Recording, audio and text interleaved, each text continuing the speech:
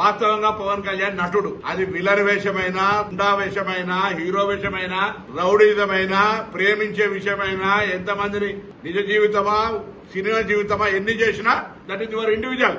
ఈ రోజు కూడా తెలంగాణలో రెచ్చగొట్టేటువంటి విద్వేషపూరితమైన వ్యాఖ్యలు మాట్లాడడం ద్వారా తెలంగాణ వాతావరణాన్ని కలుషితం చేయాలి అనేటువంటి రేటు ఫిక్స్ చేసుకుని భారతీయ జనతా పార్టీ తోటి తెలంగాణలో ఈ నటన స్టార్ట్ చేసిండు. మీకు తెలుసు 2014 ఎన్నికలప్పుడు ఉస్మానాబాద్ కూడా వచ్చిండు. ఆ రోజు నేను పార్లమెంట్ సభ్యుడిగా పోటీ చేస్తున్న బిడ్డ తోడుకలు తీస్తామంటే కావాల్సుకొని ఇక్కడికి వచ్చి పవన్ కళ్యాణ్ సినిమా అభిమానులు ఉంటారు. నేను సినిమాలు చూడండి, మీరు అద్దంటలేను. పవన్ కళ్యాణ్ అభిమానులు అన్ని పార్టీలు ఉండొచ్చు, చూసుకోరి. కానీ రాజకీయ పరంగా నీ కన్న తల్లి అయినటువంటి తెలంగాణ లాంటి తెలంగాణను అవమానపరుస్తూ తెలంగాణ ఏర్పడితే 11 రోజులు నిరాశ చేసిన తెలంగాణలో కళ్ళు దృష్టి పడితే కోనసీమ కొబ్బరి చెట్లు ఎండిపోతున్నాయి అనేటువంటి వాణ్ణి ఇక్కడ మనం ఎంటర్టైన్ చేస్తే దౌర్భాగ్యమైనటువంటి పరిస్థితి.